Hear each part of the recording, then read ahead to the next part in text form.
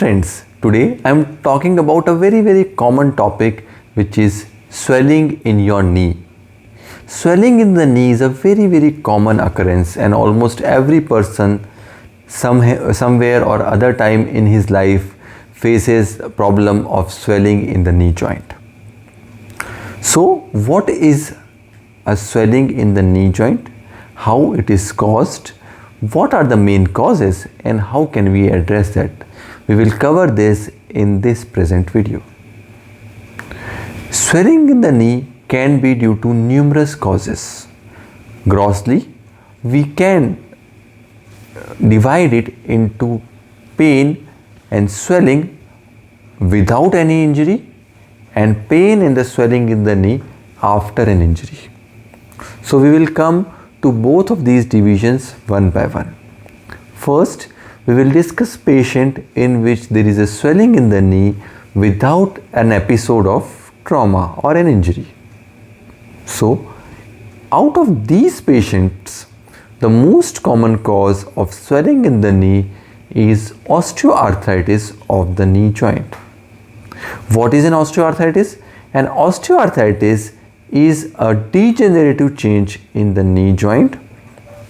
Just like any car or any two-wheeler, when it walks on the road, the tires get compromised. In the same way, when you walk throughout your life on your knees, the knees start developing wear and tear slowly, and this leads to the development of osteoarthritis of the knee.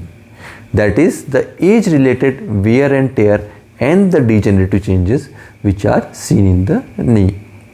The most common age group for this particular illness is an old age group, so it is more commonly seen in patients who are more than 60 to 70 years of age, and as the age increases, the chances of osteoarthritis in your knee also increases. Now surprisingly, because of the poor lifestyle, poor habits, obesity, lack of exercise and lack of a calcium and vitamin D deficient diet, unfortunately nowadays we are seeing this problem in young patients as well. So we are seeing patients as young as 30 years, 40 years who are suffering from problem of osteoarthritis. More commonly, it is a bilateral problem, and more commonly both of the knees are involved. The patient starts developing pain which is accompanied by swelling, and occasionally there are noises also which are coming from the knee. We recommend you to follow our video on noises coming from the knee joint, which will guide you regarding various type of noises that can come from the knee joint and what are the interpretation of a particular noise that is coming from the knee joint. So if you are suffering from an osteoarthritis, or you fear that you may suffer from osteoarthritis, the things you need to take care are pretty simple. The most common thing that you can do is take care of your body weight. As I told you, obesity is one of the most important cause of the osteoarthritis, and even if you can reduce your weight to the tune of about 3 to 5 kilograms, you can increase the longevity of the knee, the life of the knee, and you can decrease the symptoms of osteoarthritis. Specifically, you need to take a proper diet. Ideally, you should avoid a diet which is rich in carbohydrates. If you can take a carbohydrate free diet, that will be very useful. You need to reduce the quantity of the diet you are taking in a particular meal. So you are requested to take multiple episodes of small diets rather than big chunk of meals. Also, wheat should be avoided, and you can replace wheat with oat, barley, bajra and other cereals, so they are better. Maida, bread, whole wheat is not as good because it has got a high carbohydrate content along with a high glycemic index, which leads to a more rapid increase in the weight. So by and large, you should take a diet which is rich in protein, and preferably you should also take a lot of fresh fruits and vegetables. Now coming to the physiotherapy. As I told you, a poor lifestyle in which you are not doing any physiotherapy exercises, yogasana, pranayam are responsible for weakness and atrophy in your muscles, which can lead to symptoms pertaining to osteoarthritis. This happens because you have weakness in the muscle, so the joints of the body have to take more weight, and hence the chances of degeneration in them increases, because now if the muscles are weak, there is no other mechanism of offloading. So it is recommended that all of us, regardless of we have pain or not in your knee joint, practice good physiotherapy and exercise for the knee joint. We have a dedicated video for physiotherapy of the knee joint, and we recommend all of you to please see that video at least once, so you have an idea about what physiotherapy you need to do to address this condition. The other important thing is your diet should be rich in calcium and vitamin D. As we all know, calcium and vitamin D are the main ingredients of your bones, and whenever there is a deficiency in the calcium, you will have weakness in the bone, which manifests in pain in the bone and pain in the joints. This is also called as an osteomalacia. A vitamin D is a very important vitamin which increases the absorption of calcium into the body, and it also increases the deposition of calcium into the bone. So vitamin D deficiency is also a very important reason for decreased calcium in the body, leading to generalized bone pains. So always take a diet which is adequately supplemented in calcium and vitamin D. Again, we have made a dedicated video on calcium intake and vitamin D deficiency. So I recommend all of you to see that particular video which is regarding the calcium and vitamin D deficiency. So once you are diagnosed as having an osteoarthritis of the knee, it is recommended that you start your exercises, you start diet program to reduce your weight, and you increase a diet which is rich in calcium and vitamin D. Besides that, there are some other modalities which can help. Occasionally, you can be helped by a kneecap which can give you a little bit of support, and occasionally you can be helped with some medications, and for that we recommend you to visit your orthopedic surgeon. Now, very important factor of osteoarthritis is the pain of the osteoarthritis will increase with your work and with the activity. So what that essentially means is your pain will be more in the evening or the night time when you have done work throughout the day. So the pain will increase and the swelling in the knee joint will increase as you do work. So it increases with activity and decreases with rest. So this leads to severe symptoms as you do more and more work. Now the swelling in the knee can be episodic, can be a chronic thing, or can appear acutely, because there is a phenomenon called as an acute on chronic osteoarthritis as well. So the presentation may be an acute one, maybe a subacute, maybe a chronic thing, or it may be an episodic presentation. But osteoarthritis is one of the mainstay or one of the main reasons for pain and the swelling in the knee joint. Now let's come to the second subgroup, which is the inflammatory arthritis of the knee. Now inflammatory arthritis of the knee is a subgroup of patient in which there is swelling in the knee, which may or may not be accompanied by swelling in other joints of the body, and the pattern of this swelling and this pain is opposite to that of osteoarthritis. The salient differences are this may occur in a relatively younger patient group. This may occur in patients more early. So these kind of swelling and this kind of pain will be bad in the morning, early in the morning, and as the patient will start his own work, the pain and the swelling will decrease over the period of time. So what that means is that the pain will be more in the morning, and occasionally the patient will also have findings which is suggestive of a morning stiffness. Now what is morning stiffness? So morning stiffness essentially means that when you wake up in the morning, you will have stiffness in the body, stiffness in your joints, whatever the joints which are involved, for a period of at least in half an hour. And this is a very specific sign for inflammatory synovitis of the knee or of the body. Now this inflammatory synovitis is of various types. The most common of these is a rheumatoid arthritis. So rheumatoid arthritis, you will have multiple joint pain and swelling. Specifically, you have pain and swelling in your hand. You might have swelling in your elbow, shoulder and other joints as well, and usually it is a polyarthritis. So it is a multiple joint involvement with pain and swelling.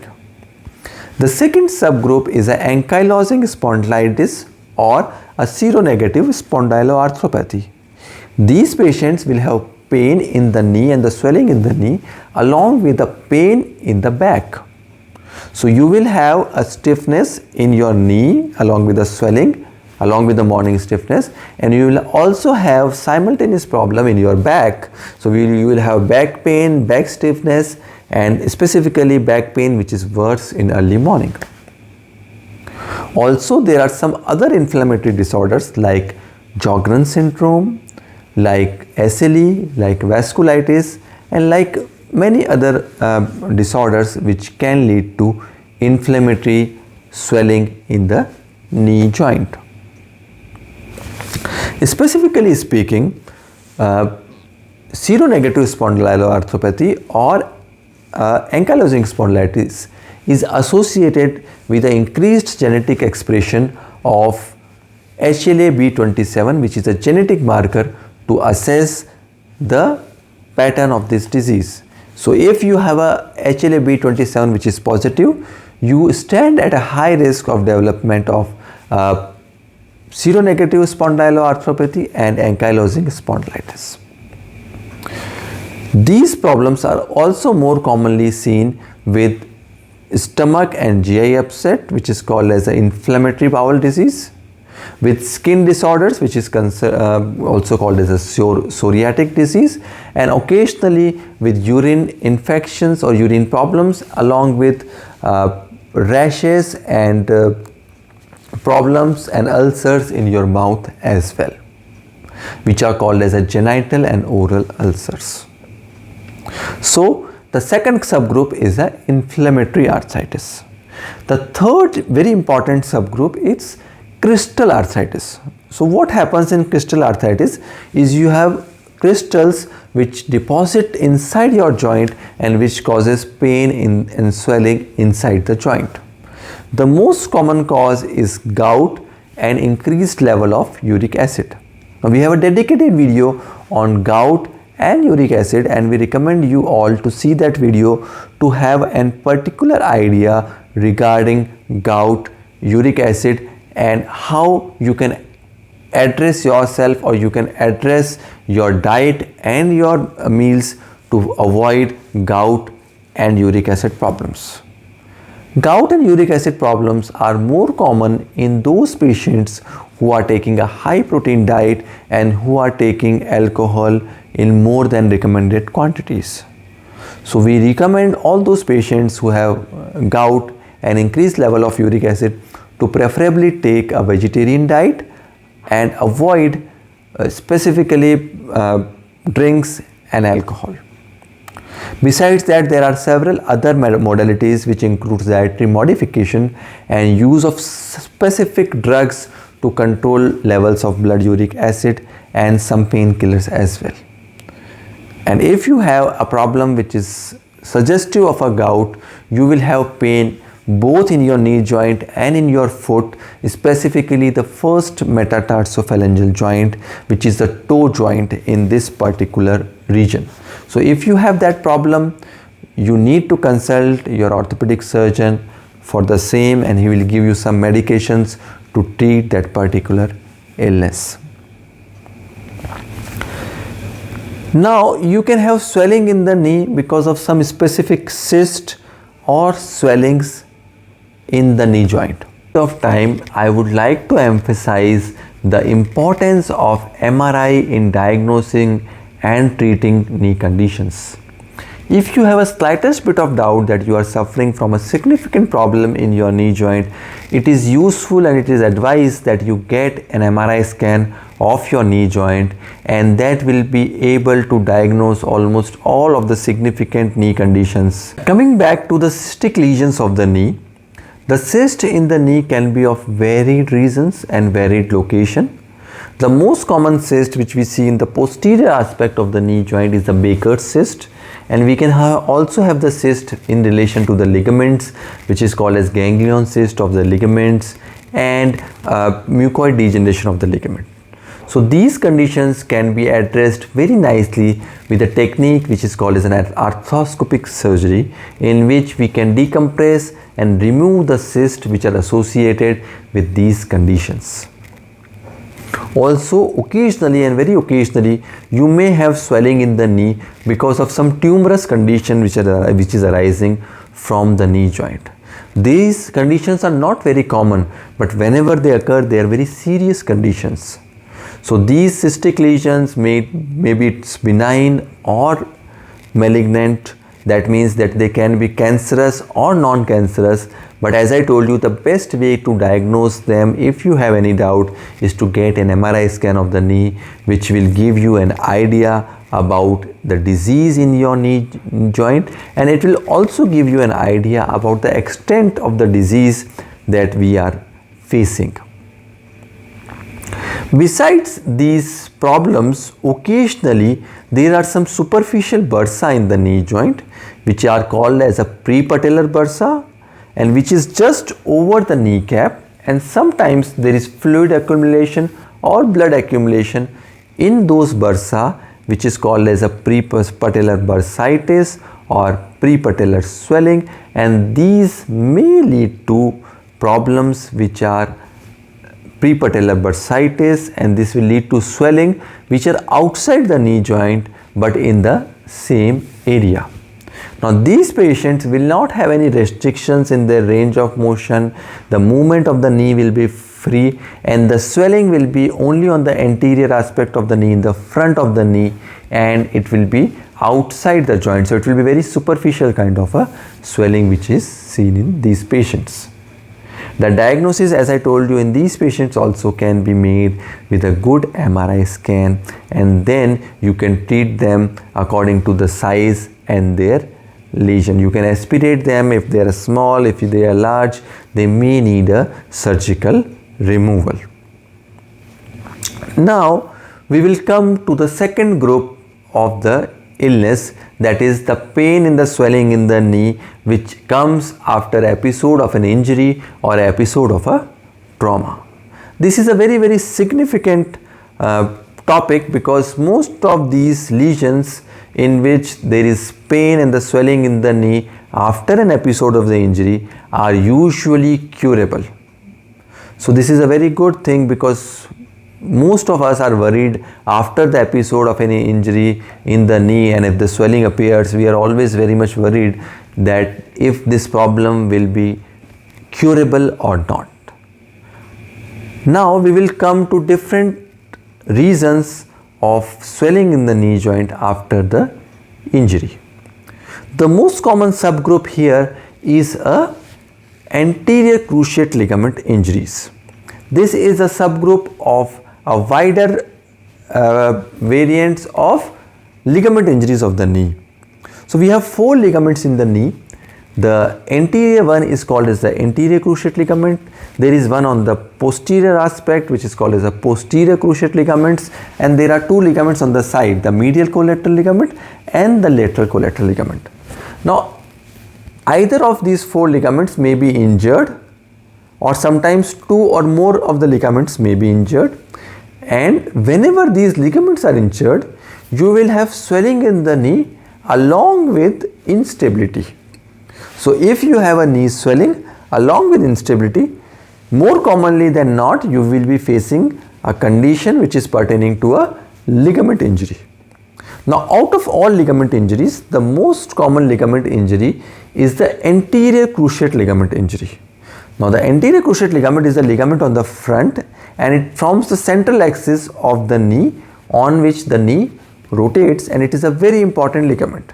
And out of all ligament injuries, around 80% of the ligament injuries involves the anterior cruciate ligament.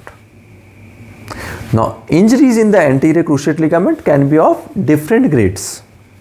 More commonly, ligament injuries, specifically anterior cruciate ligament injuries, can be divided into a partial ligament injury or a complete ligament injury. If there is a partial ligament injury, you can give a physiotherapy trial and you can give a conservative trial with medications and good physiotherapy and rehabilitation, and most of these patients will do well. But if you are suffering from a complete ACL ligament injury, it is imperative or it is advised that you get a ACL reconstruction surgery, which is a very useful surgery in those patients who have ligament deficiencies of the knee. So that will not only reduce the pain and the swelling in the knee, but that will also improve the stability inside your knee joint. The anterior cruciate ligament is an anatomical structure, and it is around a centimeter wide and around 2 to 3 centimeters in length. It has got particular insertions, and it is an isometric ligament which provides the stability both when you make the knee straight and when you bend the knee. So overall, it's a very important ligament with very important function, and if it is deficient, you are advised to get an ACL reconstruction surgery for the same. Now, coming to the meniscus injuries. These are the second most important subgroup of swelling and pain in the knee following a trauma. So meniscus are basically shock absorber of the knee. So these work like the shock absorbers in your car, which actually absorbs the load of the body when you are walking. So these will take the load of the body and will protect the knee for long term. So if you have an intact meniscus in your knee, the knee will last for long, and if you have a damaged meniscus in your knee, the knee will not last long. So the consistency or the strength or the presence of meniscus is associated with a good life in your knee. So meniscus are very, very important structures. So there are two meniscus, one on the medial side which is called as the medial meniscus, and one on the lateral side which is called as the lateral meniscus. Approximately 80% of the weight is borne by the medial meniscus and around 20% of the weight is borne by the lateral meniscus. Now meniscus can have tears in different patterns. So there are many patterns of meniscal tears which are described.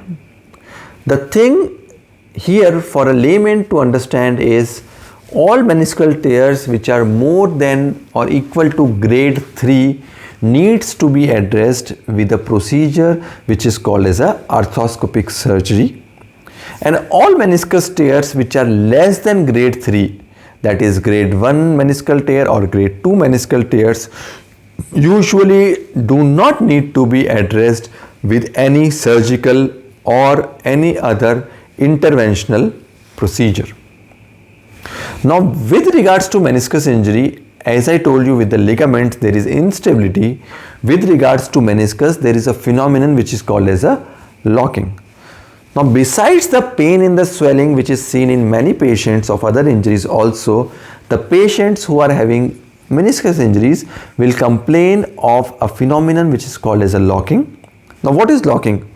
A locking is a sense of jamming of the knee into a particular position, and then you will not be able to extend, that is you will not be able to make the knee straight or you will be able to bend the knee. So your knee will be locked into a particular position. Now this locking will also can have a varied presentation. Occasionally the locking is episodic, occurs once a while. Sometimes the locking is very frequent. Sometimes the locking occurs with each episode of bending the knee. And sometimes it may occur once in a blue moon. But usually when the locking occurs, it is more commonly than not associated with meniscus tear and meniscal symptoms.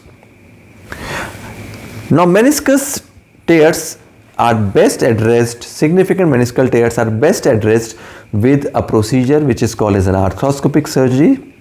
And these days we try to preserve the meniscus by doing a surgery which is called as a meniscus repair surgery.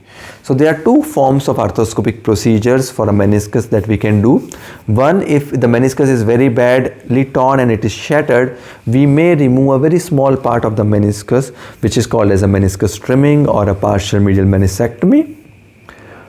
Or we can repair the meniscus which is torn, so which is called as a meniscus repair procedure. So whenever possible we try to do a procedure which is a meniscal repair procedure, and that will give you the original cushioning effect and will increase the longevity of your knee joint.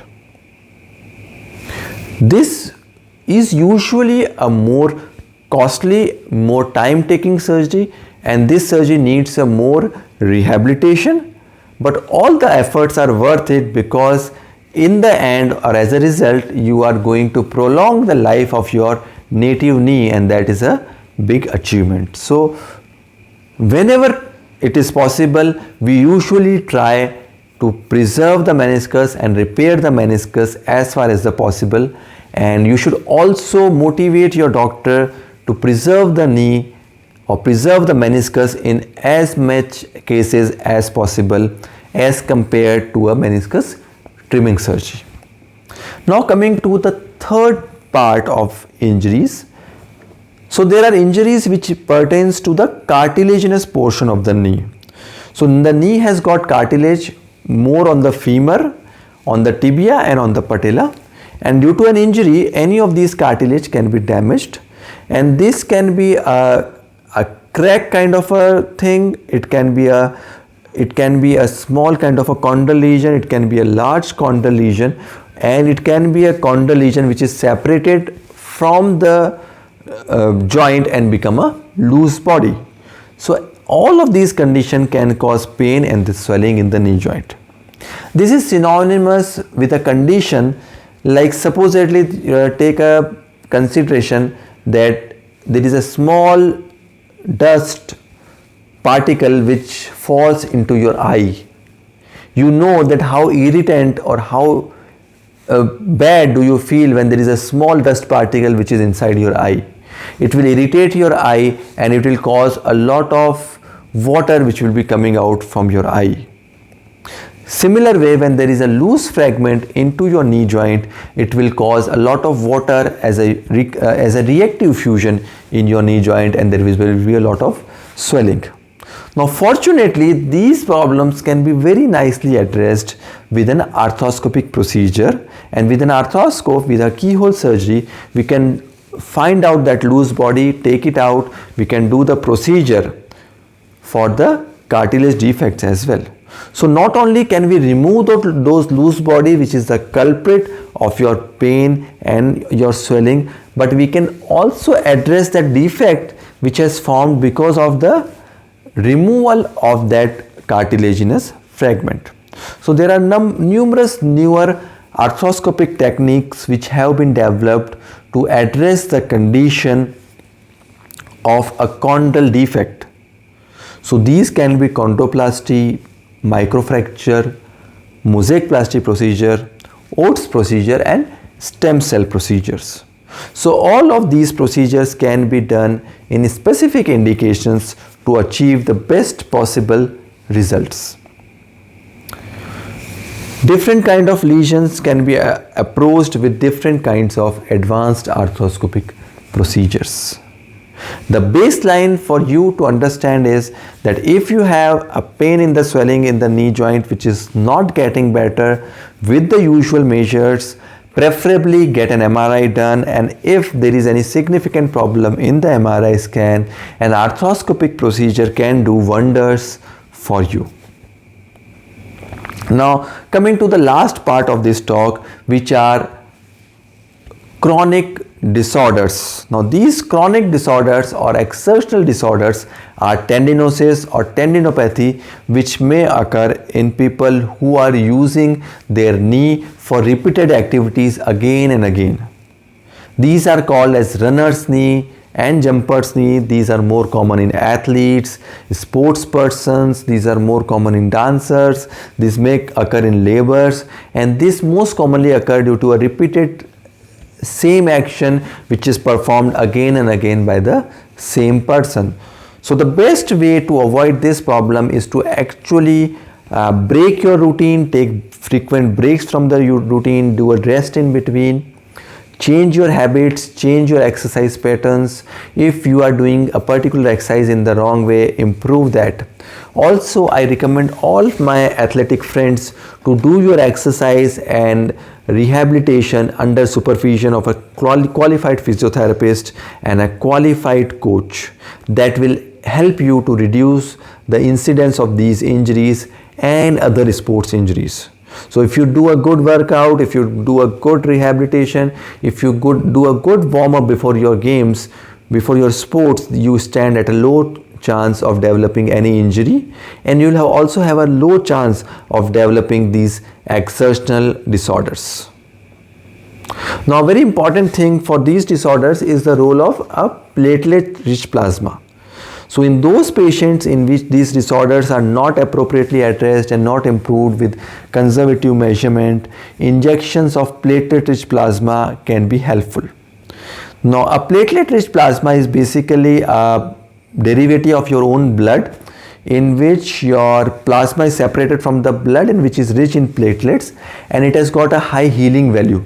So any tissue or any tendon or any of your body structure which is damaged can be injected with PRP, and it promotes the healing of the native tissue. So PRP injections are also very important in these kind of disorders. And very occasionally in these disorders, we might have to do any surgical intervention for the same. So friends, hopefully I am able to address and clear your doubts regarding pain and swelling in the knee joint. If you have any more doubts, you are most welcome to write on the comment box. We'll try our best to clarify all your doubts. Thanks a lot.